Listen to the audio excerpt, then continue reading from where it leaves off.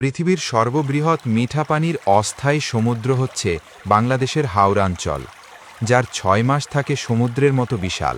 তখন গ্রামগুলিকে দ্বীপের মতো মনে হয়, আর বাকি ৬ মাস বিস্তীর্ণ সমভূমি।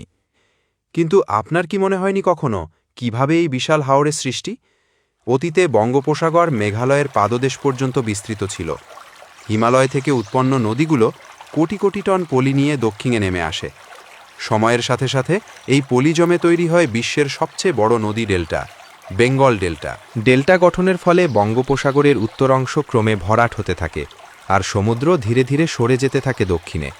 কিন্তু মেঘালয়ের শিলং ফল্টের নিচে এবং বেঙ্গল ডেল্টার ওপরের অংশ, সিলেট ভেসিন, তখন সাগরের পানি আটকে গিয়ে সৃষ্টি হয় সামুদ্রিক হ্রদ।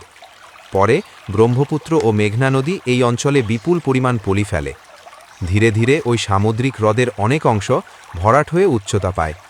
কিন্তু ব্রহ্মপুত্র নদীর গতি পরিবর্তন এবং সবখানে সমানভাবে পলি না জমার কারণে যে অংশ নিচু রয়ে গেছে, বর্ষায় সেখানে পানি জমে বিশাল জলরাশি তৈরি করে।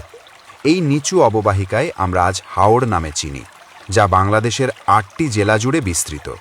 জেলাগুলো হলো হবিগঞ্জ, মৌলভীবাজার, সিলেট, সুনামগঞ্জ, নেত্রকোনা, কিশোরগঞ্জ এবং ব্রাহ্মণবাড়িয়া।